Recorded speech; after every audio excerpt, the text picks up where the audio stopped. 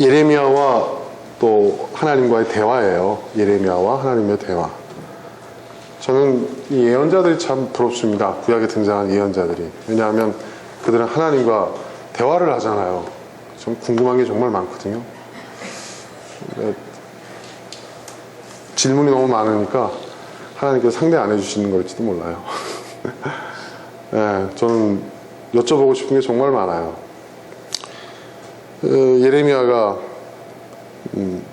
하나님께 질문을 던집니다. 9절에서 만물보다 더 거짓되고 아주 썩은 것은 아주 썩은 것이라고 이렇게 고상하게 표현했는데 히브리어 그 원전을 보면요, 그 짐승의 썩은 시체, 그렇게 얘기합니다. 인간의 마음이 그런 거라는 거예요. 인간의 마음. 만물보다 더 거짓. 그러니까 세상에 존재하는 그 어떤 것보다가 아니라 이 만물보다 더라는 것은 뭐냐면, 이 만물이라는 것은 세상을 얘기하는 거거든요. 여기서 만물은 세상이 거짓된 세상이라는 거예요. 이 세상이 얼마나 거짓되냐는 거죠. 거짓이 판을 치고 거짓이 난무한 세상이라는 거예요.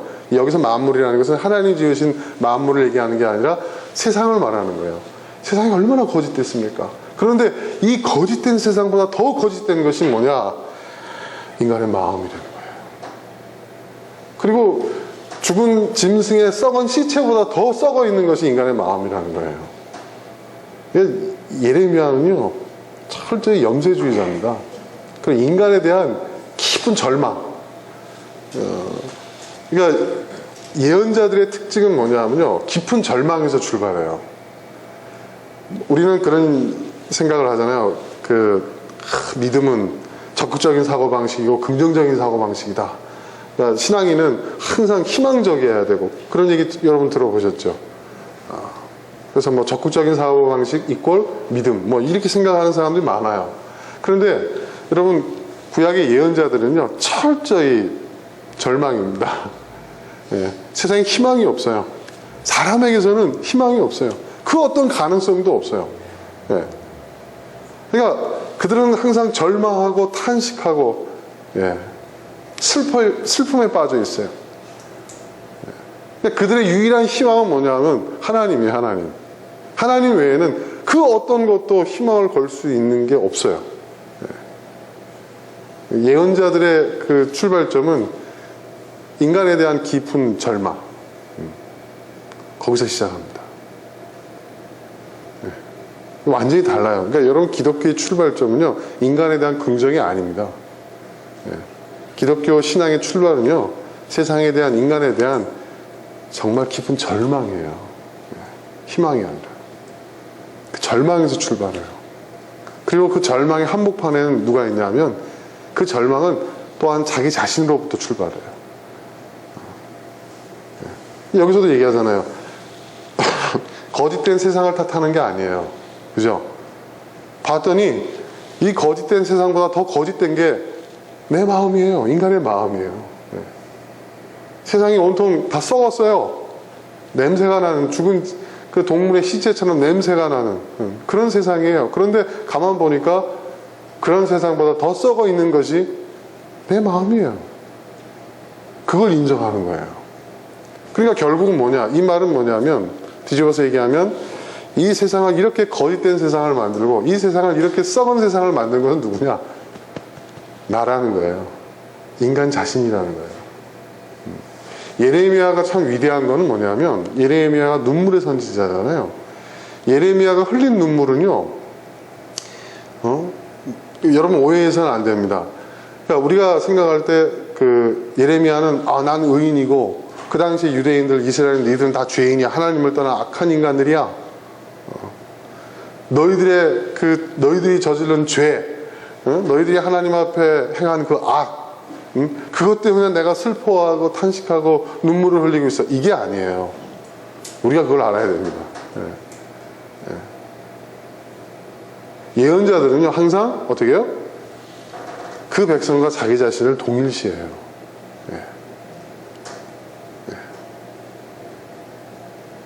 이사야가 하나님을 만났을 때 뭐라고 그랬어요? 화로다 나요 그랬죠. 그가 자신이 의인이라고 생각하면요, 그렇게 얘기 못합니다. 예. 하루다 나요. 네, 그렇죠. 입술이 부정한 백성 가운데 내가 그 가운데 한 사람이라고 얘기를 하잖아요. 그죠? 예. 그러니까 예언자들은요, 자신들을 나는 하나님 앞에 나는 믿음의 사람이야, 나는 의인이야, 나는 죄를 지은 너희들하고는 달라, 이런 의식을 갖고 있지 않았어요. 나도 똑같은 죄인이라는 거죠. 똑같은 죄인. 그러니까 그 사람의 탄식은 타인을 위한 탄식이 아니에요. 그 사람의 눈물, 그 사람의 슬픔은 타인으로 인한 눈물과 슬픔이 아니었어요.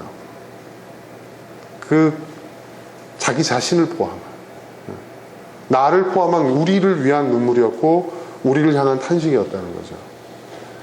그런 사람들만이 예언자가 될 수 있는 거예요, 사실은.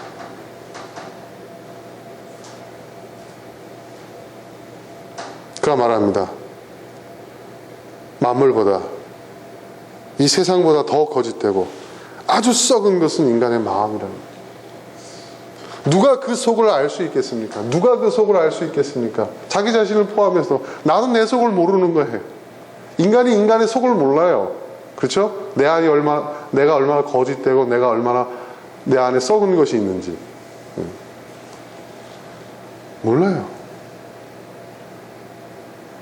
저는 예전에 성선설을 믿었어요. 성선설. 인간은 착해, 선성이 선해.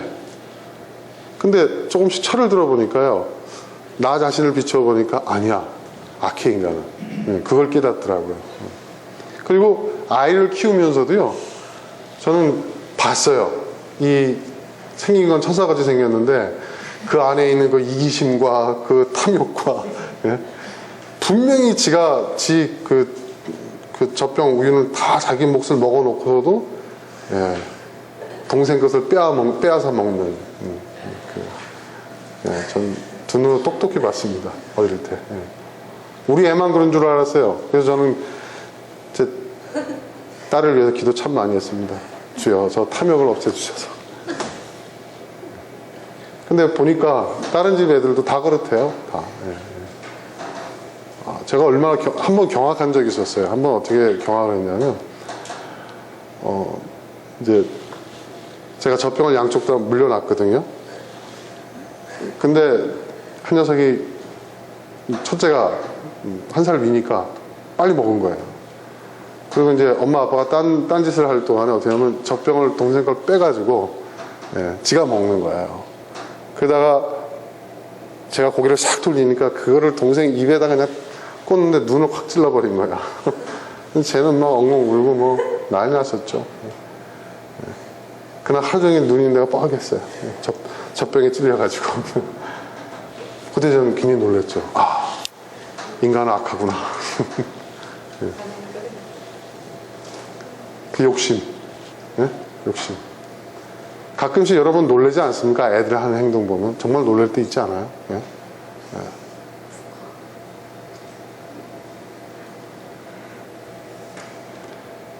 애들이 순수해서 그렇다고 하는데요.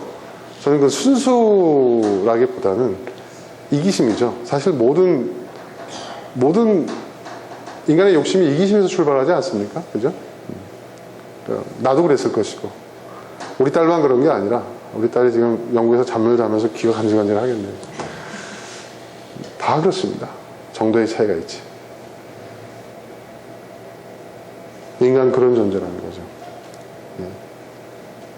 그럼 하나님이 그렇게 만드셨냐? 성경은 그렇게 얘기하지 않죠. 하나님이 인간을 그렇게 만드시지는 않으셨어요. 인간이 스스로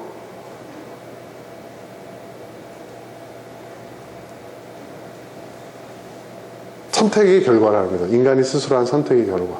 악을 선택했다는 것이죠. 자, 근데 아무튼 오늘 주제는 그게 아니니까. 만물보다 더 거짓되고 아주 썩은 것은 인간의 마음. 누가 그 속을 알 수 있겠습니까? 이게 여러분, 회개라는 것은 뭔지 아세요? 회개라는 건 딴 게 아니에요. 내가 죄인이라는 걸 인정하는 거라고 하잖아요. 근데 많은 사람들이 예수님 안 믿은 게 죄라고 얘기를 해요. 근데 그 의미도 잘 생각해야 됩니다. 예수님 믿지 않으면 다 죄다. 모든 사람이 다 죄인이다. 그럼 예수님 믿는 사람은 죄인이 아닙니까? 여러분 어떻게 생각하세요? 예수 믿으면 우리는 의인이다 이런 얘기를 해요. 그 근거가 뭐예요? 라고 물어보면 예수님이 십자가상에서 우리의 죄를 다 씻어주셨기 때문에 우리는 의인이다. 이렇게 얘기를 합니다. 맞아요. 신학적인 용어예요. 그게 신학적인 용어와 신앙적인 용어와 일상적인 용어를 여러분 헷갈리면 안 됩니다.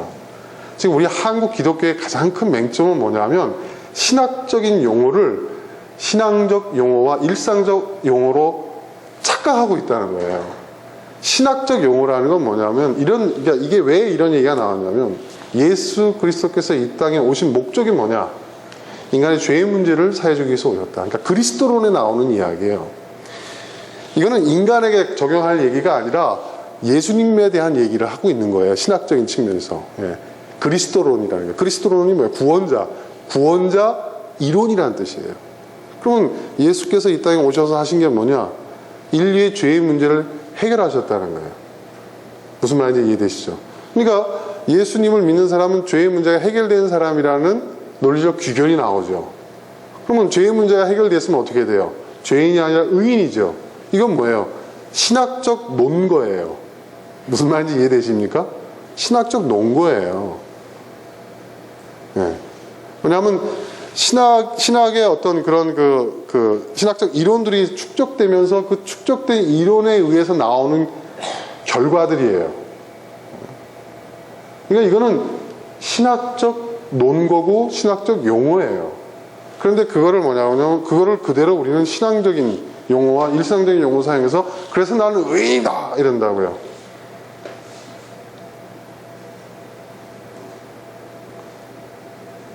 과연 그럴까요? 그런데 예수 믿고 구원받았고 예수님의 가장 위대한 이방의 사도라고 불렸던 사도 바울은 왜 나는 죄인 중에 괴수라고 얘기했을까요? 그 사람이 믿음이 없어서일까요? 초기 기독교의 신학을 집대성한 사도 바울이 신학적 지식이 없어서 무식해서 구원의 확신이 없어서 나는 죄인 중에 괴수라고 얘기했을까요? 어떻게 하든지 나는 천국에 이르려고 지금도 다른 박질을 하고 있다고 얘기했을까요? 그러니까 여러분 사도 바울의 내용 글을 읽어보면요, 그 사람 평생 구원의 확신이 없이 산 사람이에요. 엄밀하게 적용하자면. 그거 뭐예요? 그럼 어떻게 얘기할 거예요?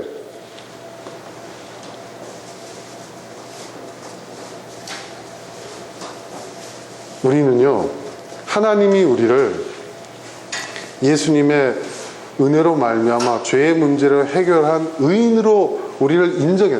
그래서 칭의론이라고 하잖아요. 칭의라는 게 누가 칭해 주는 거예요? 누가 우리를 의인으로 인정해 주는 거예요? 죄인인데도 불구하고 예수 그리스도의 그 은혜로 말미암아 죄의 문제가 해결되었으니 그래 내가 너를 의인으로 인정해 주마 라고 얘기할 수 있는 사람이 누구예요? 하나님이시죠. 맞죠? 그게 칭의론이에요. 우리를 의인으로 인정해주고 의인으로 칭해주는 사람이 누구예요? 분이 누구예요? 하나님이에요. 칭의론은 뭐예요? 하나님의 입장에서 얘기하는 거예요. 근데 인간이 난 의인이다? 난 예수 믿고 구원받은 의인이다? 지가 하나님이에요? 누가 그렇게 칭해줘요? 내가 스스로 칭하라는 얘기예요 그게? 아니거든요. 이거 굉장히 심각한 문제입니다 사실은. 이러한 어떤 이게 정상적인 어떤 우리의 권리인 것처럼 막 얘기되고 있는데요. 그렇다고 한다면 제가 아까 말씀드린 대로 사도 바울이 위대한 것은 이방의 사도이기도 하지만 초기 기독교의 신학의 기본적인 체계를 잡은 사람이에요. 네. 모든 신학의 출발은 사도 바울에게서 시작돼요. 사도 바울의 서신서가 위대한 게 그거예요. 그런데 사도 바울의 서신서를 보세요. 그가 언제 구원의 확신을 갖는다고 자기가 구원의 확신을 갖는다고 얘기한 적 있어요? 그는 죄인의 괴수라고 그랬어요. 자기 자신을 가리켜서. 난 죄인 중에 죄인이다. 죄인 중에서도 나는 두목급이다. 그렇게 얘기를 했어요. 그럼 우리는 어떻게 해야 될까요? 저는 깨달았어요. 나는 예전에도 죄인이었고 지금도 죄인이에요. 죄인이에요. 내 죄가 사해졌는지 내가 의인이 되었는지 그거는요 천국 가봐야 알아요. 왜? 나에게 구원의 은혜를 베푸시고 나에게 칭의의 은총을 베푸실 분은 나 자신이 아니라 그분이거든요. 제 말이 틀렸습니까? 맞았습니까, 여러분?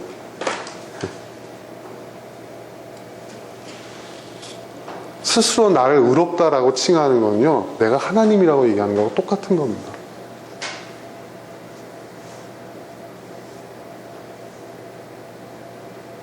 여전히 우린 죄인이에요. 사도 바울이 뭐라 그랬어요? 나는 사도 바울이 너희의 구원을 완성해 가라고 그랬잖아요. 그렇죠? 그럼 무슨 말이에요? 너희의 구원이 완성되지 않은지 모른다는 거죠. 아직 완성되지 않았다는 거예요. 이 말은 뭐예요? 너희가 구원받을지 구원받지 않을지 모른다는 얘기예요. 무서운 얘기 아닙니까? 네? 근데 그 말이 맞는 말이죠. 그 말이 진실이죠. 그러니까 여러분, 구원의 확신이 나에게 있느냐 없느냐를 갖고 전전긍긍하지 마세요. 그건 우리가 몰라요. 예수님도 그러셨잖아요. 예? 천국에 가보니까 어떤 일이 벌어진다고요? 아버지 나라에서? 예? 당연히 올 거라고 생각했던 사람들은 보이질 않고, 여기 오지 못할 거라고 생각했던 사람들이 와 있다. 그런 얘기 하시잖아요. 그러죠? 예? 아, 주여, 제가 주의 이름으로 뭐 귀신을 쫓아내고, 뭐를 행하고. 뭐 믿는 사람들 얘기잖아요. 근데 예수님 뭐라고 그러셨어요? 예수님 뭐라고 그랬죠? 누구세요? 이러신다고 그랬잖아요. 예. 누구세요? 이러신다고 그러셨잖아요. 도무지 알지 못한다고 얘기하시잖아요. 그럼 누구냐? 누가 아버지의 나라 갈 수 있냐? 아버지의 뜻대로 행하는 자라야. 예, 행하는 자라야. 교회 다니고 안 다니고 이건 중요한 게 아니라는 거예요. 이거 굉장히 무서운 얘기입니다.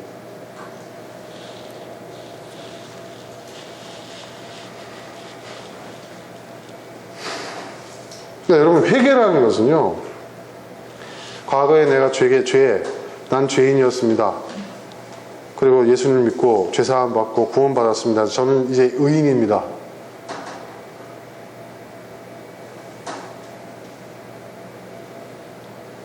회개는요, 계속 되는 거예요. 계속. 우리가 살아있는 날, 계속해서. 우리는 이미 예수님을 믿었지만, 우리의 구원은 아직 완성되지 않았어요. 이미와 아직 사이에 있는 거예요, 우리는 항상. 그 긴장 관계가 있는 거예요, 우리에게. 그러니까 여러분, 회개라는 것은요, 딴 게 아닙니다. 내가 정말 이 세상보다 더 거짓되고, 내가 이 세상보다 더 썩어 있는 존재라는 것을 인정하는 거예요. 그리고 예수 믿고 난 다음에도 여전히 그런 존재라는 것을 인정하는 거예요. 나는 누구보다 그래도 나는 그래도 양심적으로 살아. 나는 깨끗해. 나는 착해. 그러면 아직도 그 사람은 모르는 거예요. 아직도. 회개라는 것이 뭔지를 모르는 거예요. 죄인이라는 것이 뭔지를 모르는 거예요. 나는 조금 거짓이 쟤보다는 내가 거짓말을 덜 하지. 내가 쟤보다는 좀 덜 썩지 않았나? 그런 차원의 게 아니죠.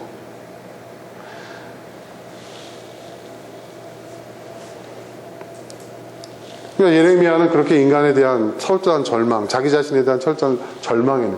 여러분, 이 회개는요, 진정한 회개는요, 자기 자신에 대한 깊은 절망에서 시작돼요. 나는 안 되는구나. 나는 어쩔 수 없는 존재구나. 그걸 깨닫는 거예요. 그리고 내가 살고 있는 이 세상도 어쩔 수 없는 그런 악한 세상이구나. 우리가 어떻게 해볼 수가 없는 거구나. 그런 깊은 탄식, 그런 절망. 거기서 회개가 이루어지는 거예요. 어느 책에서 보니까 그런 얘기를 하더라고요. 우리가 변화를 원하면서 지금까지 해왔던 대로 계속 해나간다면 아무 일도 일어나지 않는데. 그 말의 의미를 아시겠습니까? 우리가 지금까지 살아온 대로 계속 살아오고, 생각해온 대로 생각해오고, 습관대로 해오고, 내 방식대로 해오고, 내 스타일대로 해오고, 내가 뭐 어쩔 수 없어. 나는 난데 뭐. 그리고 그렇게 오지 않습니까? 그러면 그 사람이 아무리 변화를 희망해도 아무것도 변하는 게 없대요. 네. 방식을 바꾸는 거죠. 방식이 바뀌어요. 생각의 방식이 바뀌고, 내가 느끼고, 또 어떤 뭐 표현하고 하는 이런 어떤 정서적인 어떤 그런 그 방식을 바꾸고, 하여튼 뭐든지 바꿔야, 방식을 바꿔야 그 바뀌어진 방식에 의해서 변화가 온다는 거예요. 그러니까 여러분, 회개라는 것은 딴 게 아니라 방식을 바꾸는 거예요. 절망이 있어요. 나 자신에 대해서, 세상에 대해서.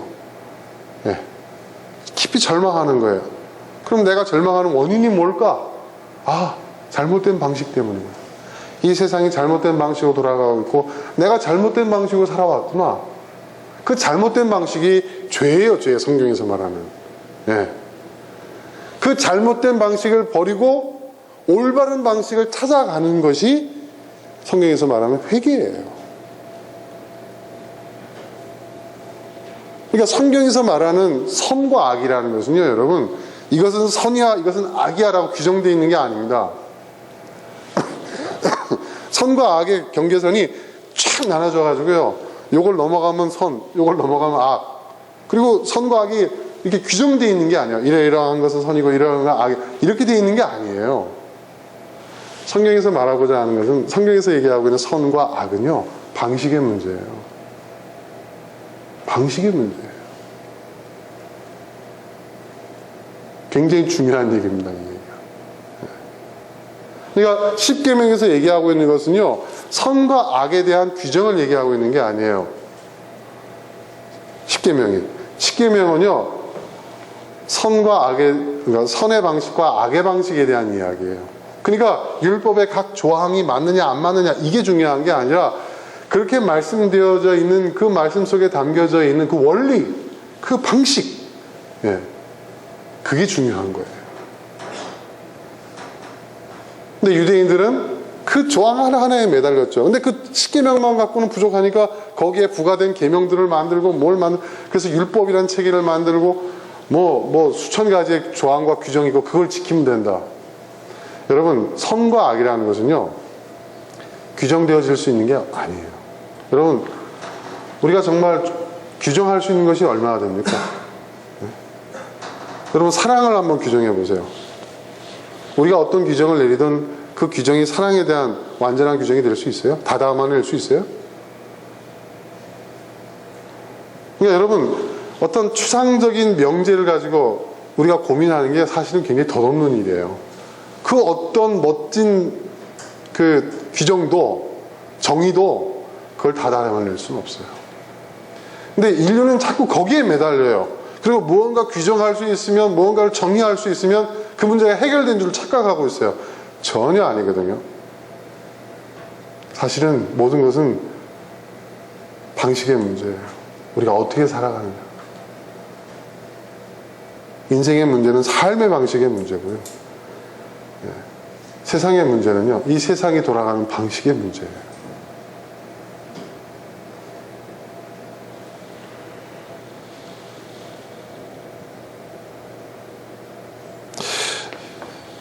구절에서 예레미야가 만물보다 더 거짓되고 아주 썩은 것은 사람의 마음이다. 누가 그 속으로 알 수 있겠습니까? 라는 이 질문이 던져진 배경을 우리가 알아야 돼요. 여러분, 5절부터 한번 제가 읽어볼게요. 나 주가 말한다. 나 주에게서 마음을 멀리하고 오히려 사람을 의지하며 사람이 힘이 되어주려니 하고 믿는 자는 저주를 받을 것이다. 그는 황야에서 자라는 가시덤불 같아서 좋은 일이 오는 것을 볼 수 없을 것이다. 그는 소금기가 많아서 사람이 살 수 없는 땅 메마른 사막에서 살게 될 것이다. 그러나 주님을 믿고 의지하는 사람은 복을 받을 것이다. 그는 물가에 심은 나무와 같아서 뿌리를 개울가에 뻗으니 잎이 언제나 푸르므로 무더위가 와도 걱정이 없고 가뭄이 심해도 걱정이 없다. 그 나무는 언제나 열매를 맺는다. 이 하나님의 말씀이죠. 이 말씀의 요지는 뭐예요? 주님을 믿고 의지하는 사람은 복을 받는다. 이렇게 말씀하신 거예요. 이것도요, 우리가 알아야 될 게 있어요. 이걸 또 우리가 어떤 예수님의, 하나님의 그 말씀을 우리가 하나의 명제를 보고 그걸 또 규정하고 정의하면 사실 그래서 기복신앙에 빠지는 거예요. 그 말씀 속에 담겨져 있는 그 원리, 그 방식을 우리가 캐치해야 되는데, 아무튼 이 7절에서 주님을 믿고 의지하는 사람은 복을 받을 것이다 라고 얘기를 하니까, 그렇게 얘기하니까 그 말씀에 대해서 예레미야가 던진 질문이에요. 그런데 주님, 만물보다 더 거짓되고 아주 썩은 것은 인간의 마음인데 누가 그 속을 알 수 있습니까? 이게 무슨 말이에요? 다 믿는다고 했는데 그게 정말 믿는 겁니까? 그 사람이 정말 하나님을 의지하고, 예? 또 그 사람이 정말 하나님 말씀대로 살고, 응? 그 사람이 정말 하나님께서 가르치신 그 선한 방식대로 살아가는지 그걸 어떻게 압니까? 말로만 얘기할 수 있지 않습니까? 이 세상보다 더 거짓된 것이 인간의 마음이고, 예. 이 세상보다 더 썩어 있는 것이 인간인데.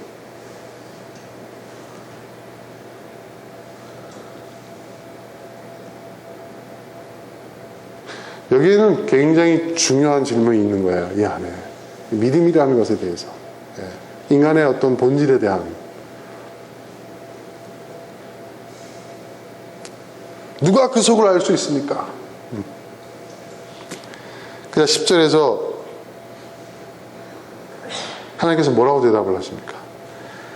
각 사람의 마음을 살피고 심장을 감찰하며 각 사람의 행실과 행동에 따라 보상하는 이는 바로 나 주다. 굉장히 중요한 말씀하시는 거예요.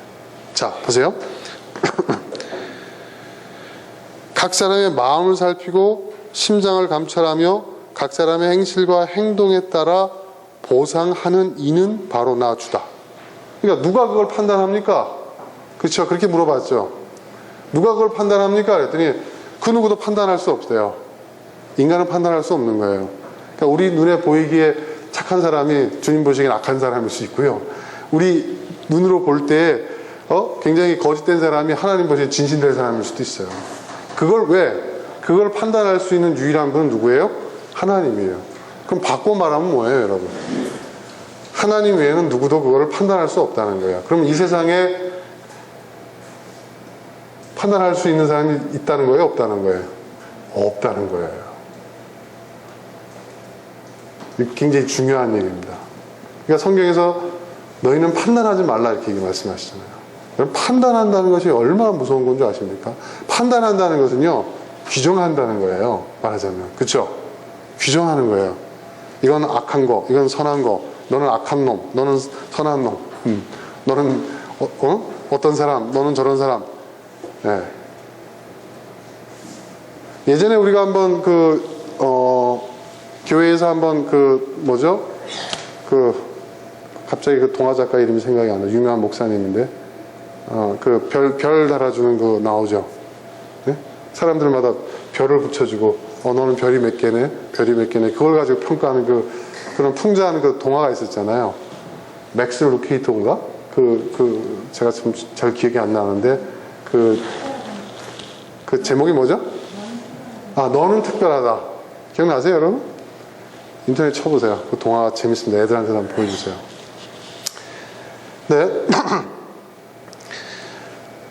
그러니까 그 자체가, 우리가 무언가를 규정하고 판단하고 하는 그런 그 자체가, 규정한다는 그 자체가 우리에게 주어지는 권한이 아니에요. 그러니까 우리가 구원받은 사람, 구원받지 못하는 사람, 이런 것들도 판단하는 그 자체도 우리의 몫이 아니라는 거죠. 그러니까 오직 하나님께서. 그런데 하나님께서 판단하시는데 하나님께서 판단하시는 기준이 뭘까요? 여기서 뭐라고 말씀하십니까? 각 사람의 마음을 살피고 심장을 감찰하신대요. 근데 여기서 마음이라고 번역되어 있는 이 마음과 심장이 어떻게 다른가? 영어 성경을 보니까 여기서 마음은 하트. 네. 그리고 여기서 심장이라고 했는데 영어 성경을 보니까 마인드로 돼 있어요. 여러분, 하트와 마인드의 차이는 뭘까요? 수리마 서리마, 하트의 뜻이 뭔지? 이러지 말고, 애매하게 대답하지 말고, 뭐지? 하트. 심장이라는 뜻도 있지만, 뭐 또 어떤 의미가 있지? 마음이지, 그것도, 그지? 마인드는 또 뭐 있지? 이것도 마음이야. 네, 마음이라는 의미가 있어. 둘 다 마음이라는 의미가 있는데, 마음을 보는 관점이 달라. 하트는 뭐냐? 정서적인 측면을 보는 거예요. 정서적인 측면을 강조하는 거예요. 따뜻한 마음 할 때 하트라는 그런 표현을 쓰고, 그럼 이 마인드는 뭘까요? 마인드는 의지예요. 의지. 인간의 정신, 그러니까 인간의 마음에서 어떤 의지적인 측면을 강조할 때 마인드. 그래서 우리가 그러잖아, 그 사람 마인드가 좋아. 뭐 이런 얘기 하잖아요. 그죠? 마인드. 예. 예. 그러니까 하나님께서 우리의 마음을 보시는데 우리의 정서적인 측면도 보시고 우리의 의지적인 측면도 보신다는 거예요. 그리고 이 두 가지를 놓고 우리를 판단하신다는 거예요. 그럼 이 말씀이 뭘 의미하는 걸까요?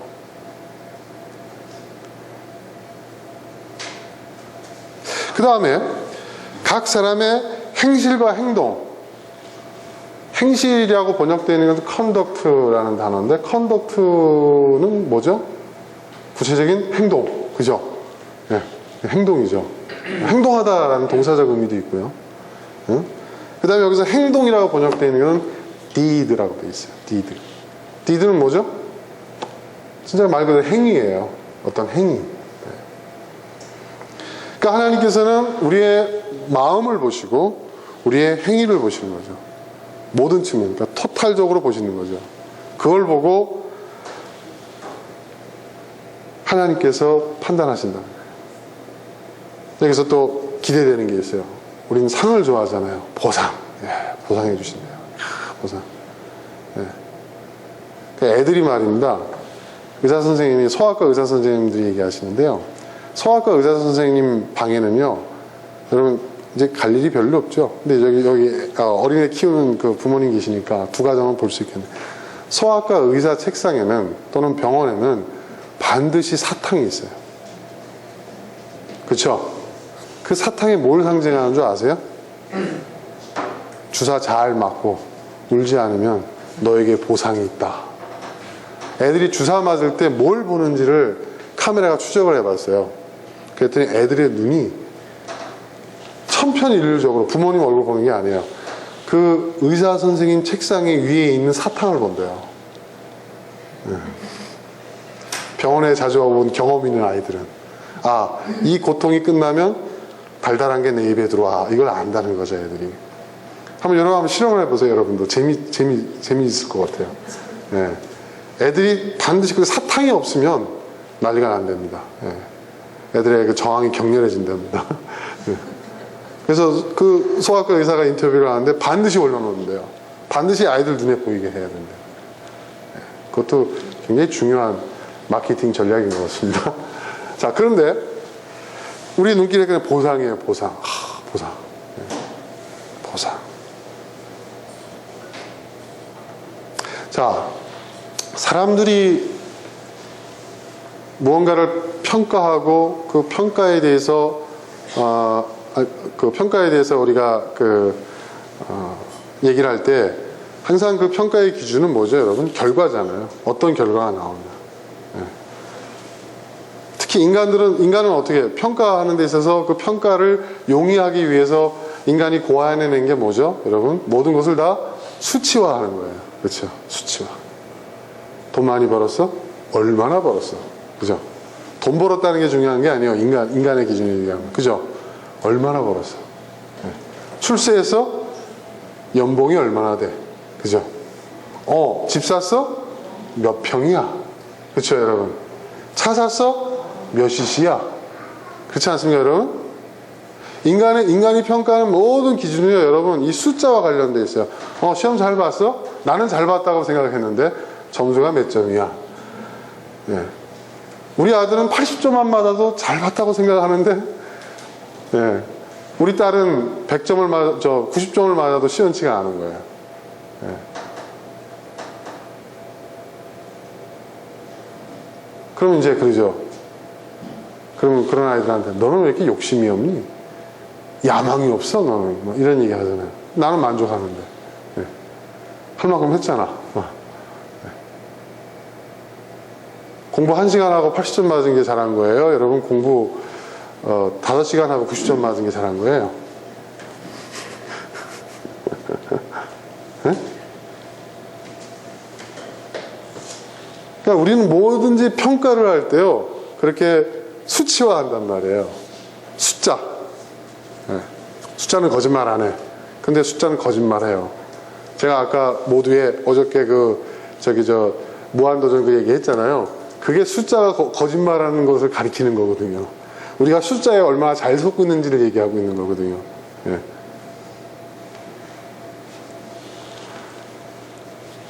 여러분, 숫자가요, 거짓말을 잘합니다. 예, 저는 몰랐는데요, 기업을 경영하면서 나는 분명히 번 거 없거든요. 나는 분명히 벌었어. 내가 생각할 때. 분명히 이번 달 매출이 괜찮아. 주문 전화도 많았고, 재고도 많이, 물품도 많이 매입해서 많이 나갔어요. 그런데 계산을 해보면요, 남는 게 별로 없어요. 난 계산이 틀린 줄 알았어. 그런데 세무를 알고 회계의 원리를 알게 되니까 숫자가 사기를 치더라고요. 그거 굉장히 중요한 겁니다, 여러분. 예, 그러니까 사업하는 사람은요, 세무에 대한, 특히 회계에 대한 그 원리를 터득하지 못한 사람은요, 하지 말아야 돼요. 예, 그거 원리 터득하는 게 쉽지 않습니다, 여러분. 예, 단순하게 생각하잖아요? 절대 단순하지 않아요. 거기에는요, 아주 어려운 방정식들이 있어요. 예. 방정식 아시죠, 여러분? 예. 항상 X와 Y 값들이 있단 말이에요. 그 X와 Y 값에 따라서요, 우리가 대입하는 그 답에 항상 변화가 와요. 예. 그리고 그거로 끝나는 게 아니에요. 거기에 또 보이지 않는 함수가 숨어 있어요, 또. 예. 그게 어려운 회계 용어로 이렇게 명시되어 있지만, 가만 생각해 보니까 우리가 고등학교 때 배웠던 방정식, 함수, 그게 다 거기 들어가 있는 거야, 보니까. 근데 거기서 우리가 속는 거예요. 진실을 밝히는 그 과정이 쉽지가 않아요. 그래서 제가 얘기하지만, 만약에 난 그래도 사업해야 되겠다 하는 사람은요, 회계 지식부터 배워야 됩니다. 네, 그거 모르면요, 저처럼 고생합니다. 자, 아무튼, 그러니까 우리 인생은 다 우린 그렇게, 그러니까 숫자가 다 진실을 얘기해주고, 숫자가 수치화를 하면 모든 것이 객관적 평가가 될 거라고 생각하는데, 여러분, 그 논리에 충실한 게 뭐냐면 우리가 살고 있는 이 자본주의 시스템이에요. 그렇죠? 그렇지 않습니까? 네? 가장 수치화가 잘 되어 있는, 인류 역사상 이렇게 모든 것이 정확하게 수치화되어 있고 정량화돼서 평가되고 있는 시스템이 세상을 지배해 본 적이 없어요. 근데 그 자본주의 그 시장 그 경제 시스템에서 우리는 지금 행복합니까? 아니거든요. 그러니까 우리는 깨달아야 돼요. 우리의 그 행복의 지수는 숫자하고 상관없어요. 네, 숫자하고 상관 있는 게 아니에요. 제가 깨달은 것은요, 행복은요, 상태예요, 상태. 그 상태라는 게 뭘까요, 여러분?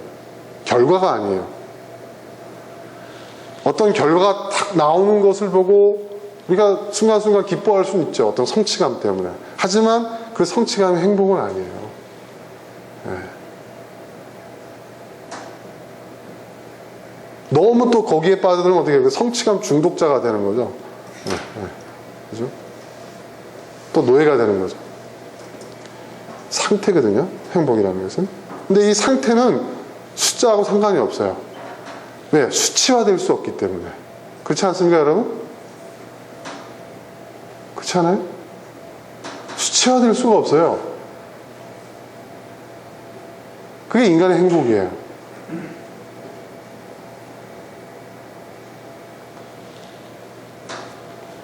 그래서 그런 얘기 있지 않습니까? 어느 나라 사람들이 행복하냐, 뭘 해보면 항상 상위권에 있는 사람이 방글라데시 이런 사람들이잖아요. 우리는 그 사람들이 다 자기들 같이 사는 줄 아나 보다 이렇게 우리는 생각하지만 그 사람들 굉장히 삶의 만족도가 높아요. 우리가 볼 땐 이해가 안 되죠. 야, 국민소득이 얼마 되지도 않고 그렇게 그냥 그 수명도 짧고. 그러니까 우리 수명이 예전에요. 여러분, 오래 사는 게 중요합니까? 여러분, 오래 사는 게 중요하다고 생각하세요? 야, 오래 살아야 되지 않냐? 여러분, 그거만큼 또 우리를 속이는 게 없어요. 인간의 행복은요, 수명하고 상관없습니다. 우리가 오래 살면 좋을 것 같죠? 건강하게 살아야죠.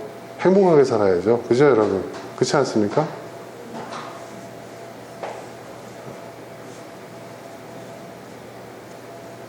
수리마, 서리마, 누가 너희한테 야, 10년을 행복하게 살래? 아니면 한 4, 50년을 불행하게 살래라고 하면 어떤 삶을 선택해요? 좀 더 살래요. 넌 오래 살래? 정직하게 얘기해줘서 고맙다. 그러니까 왜 오래 살까? 오래 살면 뭐가 좋을까? 어차피 하나밖에 못 살니까. 그러니까 일단 기왕 오래 사는 게 좋지 않겠는가? 그게 숫자에 속는 거야. 그게. 아니야. 그건 너희들이 선택하는 거니까 목사님이 뭐라고 얘기할 수는 없는 거고. 자, 우리는 자꾸 뭔가 숫자가 크면은 우리에게 좋은 보상이 올 거라는 그런 데에 익숙해져 있고요. 그렇게 훈련받았어요. 그렇죠? 그래서 언제부터 그게 시작되는 줄 아세요? 그게 언제부터 시작될까요? 제가 가만 생각해 보니까 어릴 때, 그 할아버지 할머니들이 애들한테 이렇게 1,000원짜리하고 10,000원짜리하고 이렇게 놓잖아요. 네? 그럼 애들은 뭐가 뭔지 모르잖아요. 돈 가치가. 그럼 뭐라고 얘기해요, 여러분은? 야, 10,000원짜리 집어, 10,000원짜리 집어. 이렇게 얘기하잖아요, 주변에서. 저는 뭐라고 그냥 둘 다 집어 그랬어요, 저는. 둘 다 집더라고요, 우리 큰아이는. 예. 근데 우리는 자꾸 그런 데 익숙해져 있는 거예요. 그러니까 뭐든지 우리는 이 수량화 시키고 그 수량에서 숫자가 많으면 많을수록, 좋은 거라고 생각하는 거예요.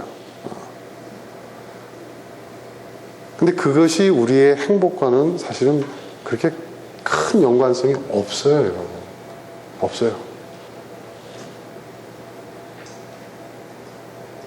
없어요. 왜? 행복이라는 것은요, 상태예요, 상태. 네, 상태. 네. 상태는 뭐예요, 여러분? 네? 상태라는 건 뭐예요? 그러니까 이 결과와 상태의 차이는 뭐죠? 네? 크게 얘기해 주세요. 결과와 상태가 어떻게 다른 거죠? 어떤 결과가 탁 나왔어요. 네. 상태는 뭐예요? 결과 그 자체가 상태가 아니죠.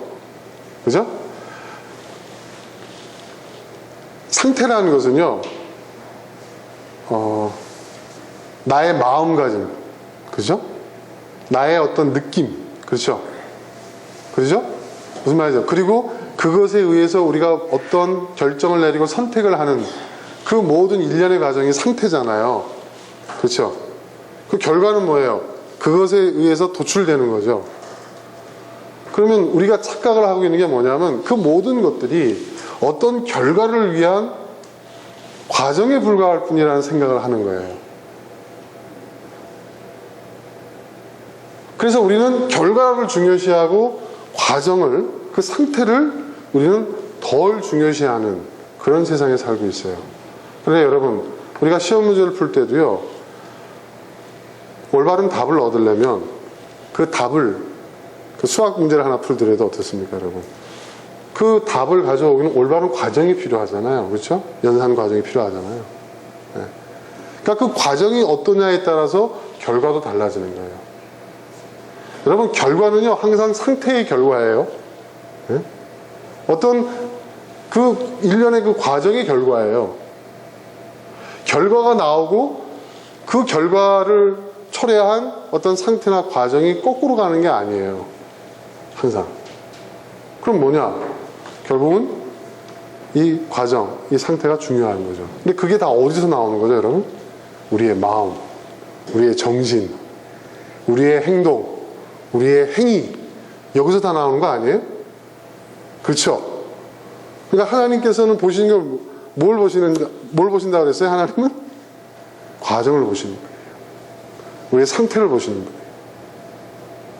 그리고 그 과정이 올바르면 어떻게 되죠, 여러분? 결과도 올바를 수밖에 없는 거예요. 그게 하나님의 보상이에요. 아셨어요, 여러분? 이거 굉장히 중요한 얘기를 제가 한 겁니다. 여러분, 이거 엄청난 얘기를 한 거예요, 제가.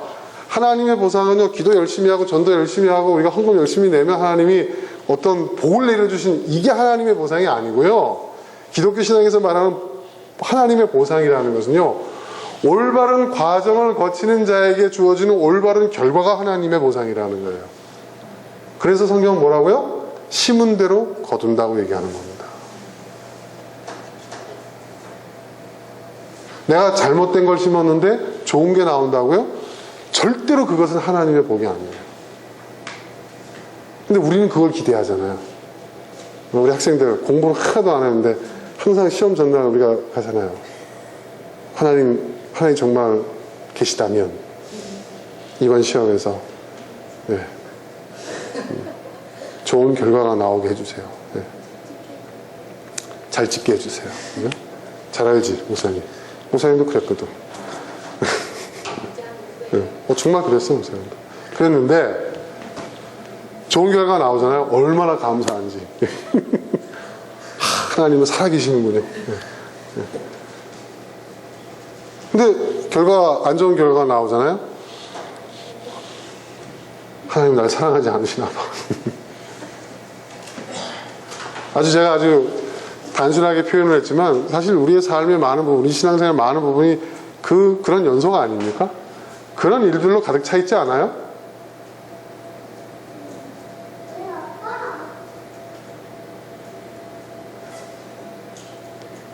그게 거짓이죠. 그렇죠? 그게 거짓 아니에요? 세상보다 더 거짓된 것이 인간의 마음이라고 하는데 우리가 지금 거짓에 빠져 있는 거 아니에요? 신앙이라는 이름으로? 그죠? 내가 분명히 심은 거는 내가 분명히 심은 거는 썩은 콩을 심었는데 네. 30배, 60배, 100배의 결과가 나오기를 기대한다면 여러분 그것만큼 더 거짓된 게 어디 있어요? 근데 우리는 그거를 어떻게 해요? 신앙의 이름으로 정당화하잖아요. 하나님은 불가능이 없으세요. 믿습니다. 네. 내가 분명히 악을 행했는데도 불구하고 선한 결과가 나오죠.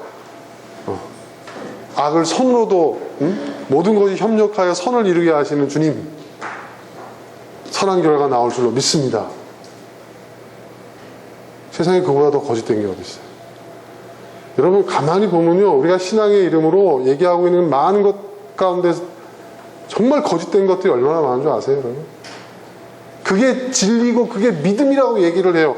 지금 예레미야가 탄식하고 있는 게 바로 그거예요. 세상보다 더 거짓되고 썩은 것이 인간의 마음이라는 게 바로 그거예요. 진짜 진실된 신앙이라는 게 뭐냐는 것이죠. 근데 주님께서 대답하시는 것은 각 사람의 마음을 살피고 심장을 감찰하며 각 사람의 행실과 행동을 따라 보상하는 일이 바로 나 주다. 무슨 말씀이에요? 그 과정, 어떤 결과를 낳는 그 과정, 하나님이 보시는 것은 결과가 아니라 과정이라는 거죠. 그리고 그 과정을, 올바른 과정을 취하는 자에게 선한 결과가 오는 것이죠. 그리고 그것이 하나님의 보상이다. 그럼 여러분, 우리가 신앙생활 잘한다는 것은 그냥 딴 게 아니에요. 종교생활 잘하는 게 신앙생활 잘하는 게 아니에요. 나의 삶 속에서의 이 상태, 네, 내가 그 최선의 그 과정을 유지하는 그 상태를, 최선의 삶을, 최선의 그 과정을 내가 계속 그것을 추구하고 그런 과정을 밟으려고 애쓰며 살아가는 그러한 삶, 그게 신앙이에요. 그게 믿음이에요. 나의 일상, 그 작은 순간순간, 그 사소한 일 하나하나조차도 나는 그것이 최선의 과정이 되기 위해서 노력해 나가는 거예요. 그런 마음을, 그리고 그런 행실을, 그런 행위를, 행동들을 하나님 보신다는 거예요. 그러니까 나는 아무것도 안 했는데 하나님이 뭐 하늘에서 뭘 툭툭 떨어지고 그런 건 없다는 거예요. 그리고 뭐든지 결국은 뭐냐, 심은 대로 거두는 거예요.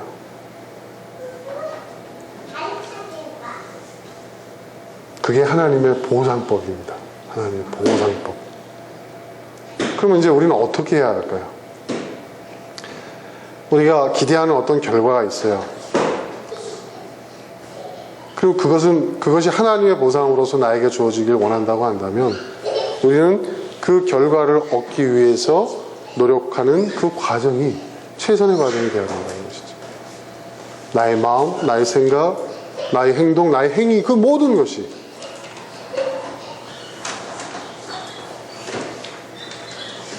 근데 사람들은 그래요. 아, 목사님, 이거 쉽지 않아요. 우리는 자꾸 이제, 자꾸 어떤 이미 나온 어떤 결과물들의 어떤 자꾸 영향을 받는다 이거죠. 예. 아, 내가 원하지 않는 결과가 나와서 그것 때문에 속상하고, 그것 때문에 스트레스 받고, 그것 때문에 의욕이 없어지고, 자꾸 뭐 그렇게 된단 말이에요. 그래서, 최선을 다하지 못하고, 또 남들 이렇게 보니까 적당히 꼼수를 쓰는 거 없고, 나도 좀 적당히 그렇게 타협하면서 그렇게 살아야 되지 않나. 예. 근데 여러분 한번 생각해 보세요. 내가 정말 여한이 없이 최선을 다했다. 정말 그때 나는 정말 최선이 다했다라고 생각되는 그런 데가 여러분 기억에 얼마나 있어요?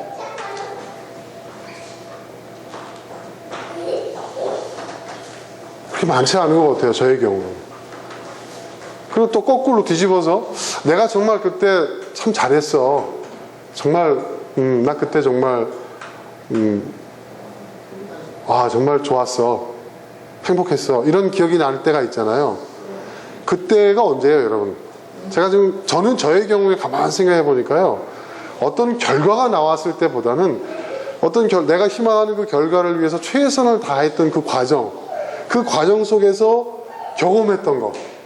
그때 어떤 사람들과 함께 했고, 어떤 고민들이 있었고, 어떤 어려움이 있었는데 어떻게 그걸 극복했고 했던 그 과정들이, 그 최선의 과정들이 제가 생각해 볼 때 제 인생의 가장 빛나는 순간들이었던 것 같아요. 그 결과가 어땠는지 잘 기억도 안 나요. 그랬던 것 같아요.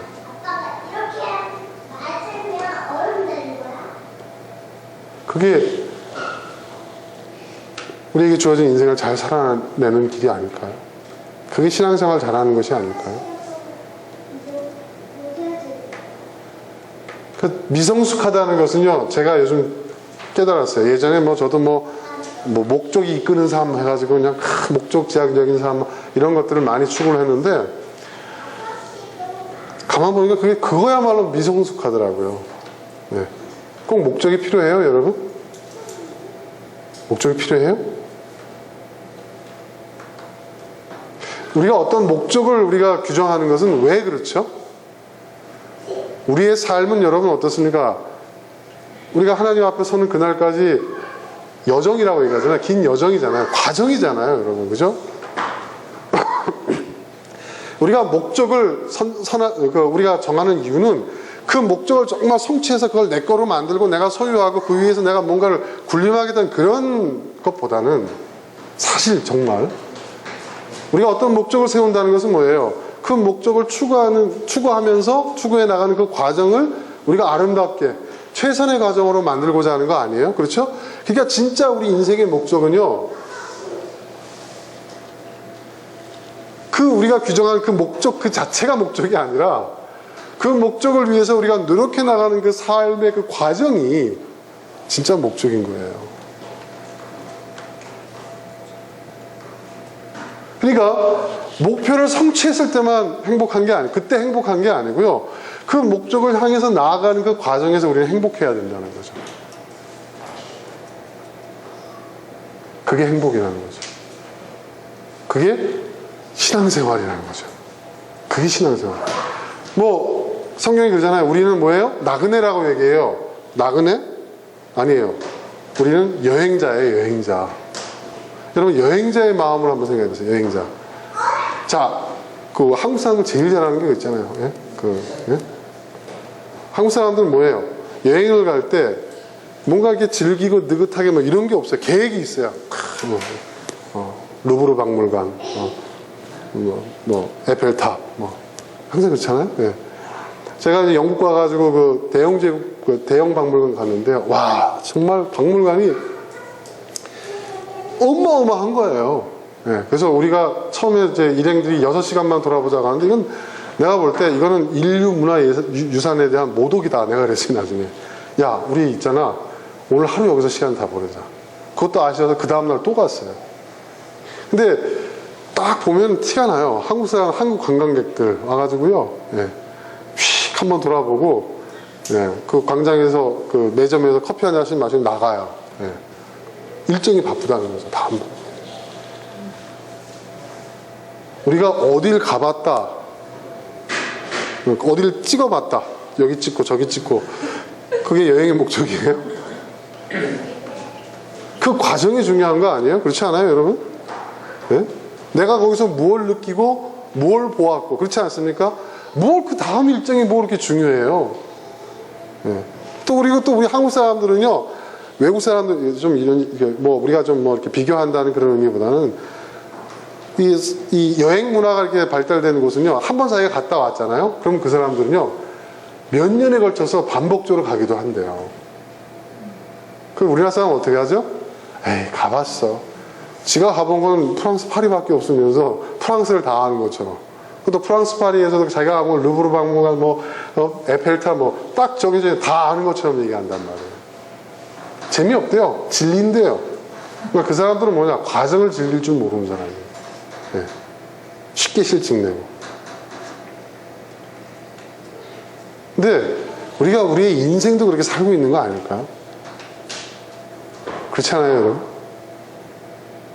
제가 지금 후회되는 게 정말 많아요. 네. 정말 많아요. 지금 와서 생각해보니까. 왜냐하면 돌이킬 수가 없거든요. 돌이킬 수가 없어요, 여러분.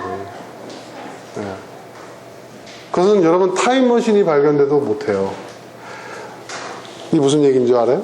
여러분 타임머신이 우리 발명이 되면 어떻게 되죠? 우리는 미래, 과거 마음대로 갈 수 있다고 생각하잖아요. 근데 여러분 그거는 불가능해요. 만약에 타임머신이 발명이 된다면 우리가 갈 수 있는 것은요, 미래는 없어요. 네. 과거밖에 없어요. 왜 그런 줄 아세요? 네? 우리가 미래로 여행은 못 떠나요. 과거로밖에 여행을 못 떠나요. 왜 그렇죠? 네? 오, 비슷한 대답을 했어. 오, 너 똑똑하다. 여러분, 미래라는 것은 뭐예요? 네? 미래라는 것은 네? 시간이라는 것은 빛이잖아요. 빛이 가는 거잖아요. 그죠? 그죠? 그러면 우리가 저기 한 1억 년 정도 떨어져 있는 별에서 그 별빛을 본다는 건 뭐예요? 1억 년 전 빛이잖아요. 그죠? 그렇죠? 무슨 말인지 이해되죠? 그러면 우리가 거기를 가서 그 빛을 거꾸로 여행을 한다고 생각해요. 시간 여행을 한다고 생각해요. 우리가 갈 수 있는 건 뭐예요? 과거밖에 없죠. 그쵸? 네? 미래는 뭐예요? 우리를 앞으로 와야 될 그 빛이잖아요. 그죠? 무슨 얘기인지 이해되세요? 근데 이 얘기를 내가 지금 왜 하고 있죠? 아무튼 돌이킬 수가 없어요. 타임머신이 발명되지 않는 이상은. 근데 없잖아요. 그러면 제가 얘기하자는 건 뭐냐? 이제는 더 이상 우리가 놓치지 맙시다. 우리 인생에 중요한 것들이 있었는데 우리가 너무 목적지향적으로 살다 보니까 잃어버린 게 너무 많다는 거예요. 중요한 것은 내가 지금 살고 있는 현재의 삶, 그리고 내가 가고자 하는 그곳까지 가는 그 과정이 중요한 거거든요. 최선의 과정이 최선의 결과를 갖고 오는 거예요. 그러니까 신앙생활이라는 것은요, 우리가 인생을 잘 산다는 것은요, 다른 게 아니에요. 나의 삶의 과정이, 나의 삶의 여정이 최선이 되게끔 노력해 나가는 거예요. 쉽지 않죠? 쉽다면 누구든지 그렇게 할게요. 하지만 우리가 얼마든지 우리가 노력해서 해낼 수 있는 일들이거든요. 그렇게 살 때 최선의 과정이 최선의 결과를 갖고 오는 거예요. 우리는 그렇게 얘기해요. 어쩔 수 없어서 환경이 그렇고 나의 처지가 그래서 다른 선택의 여지가 없어서. 여러분, 그러면 더 좋죠. 더 좋지 않아요? 어차피 할 수밖에 없다면 기쁜 마음으로 해야죠. 그죠? 네.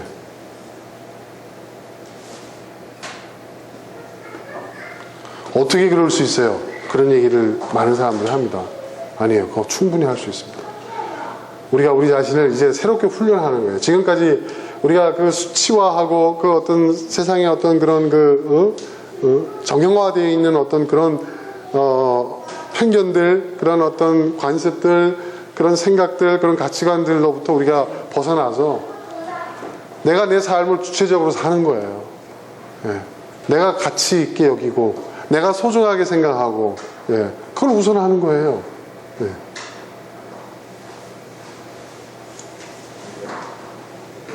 그러면요,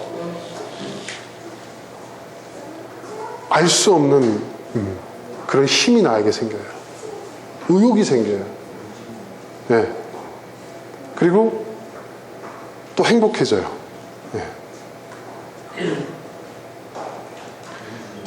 산적해 있는 과제들이 엄청 많아요. 예, 엄청 많아요. 저도 뭐 얼마나 많은 일들이 회사 일, 여기 뭐 재단 관련된 일들 엄청나게 많은 문제들이 있어요.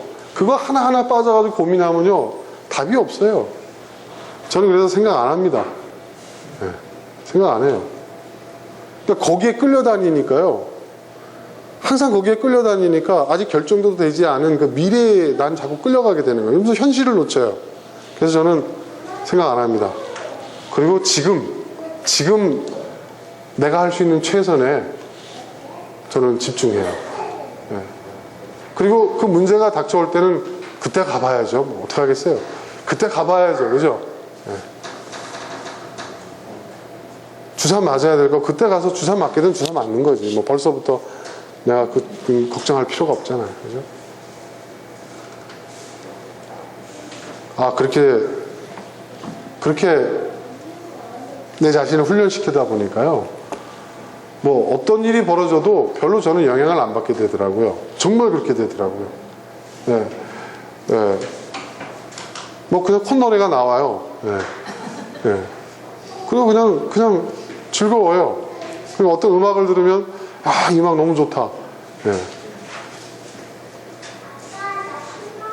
아마 다른 사람들이 볼 때는 속도 없는 사람처럼 보이고 생각 없는 사람처럼 보일 수도 있어요. 어쩌면 저희 집사람한테 제가 그런 사람을 보일 가능성이 높아 보여요. 제가 봐도. 근데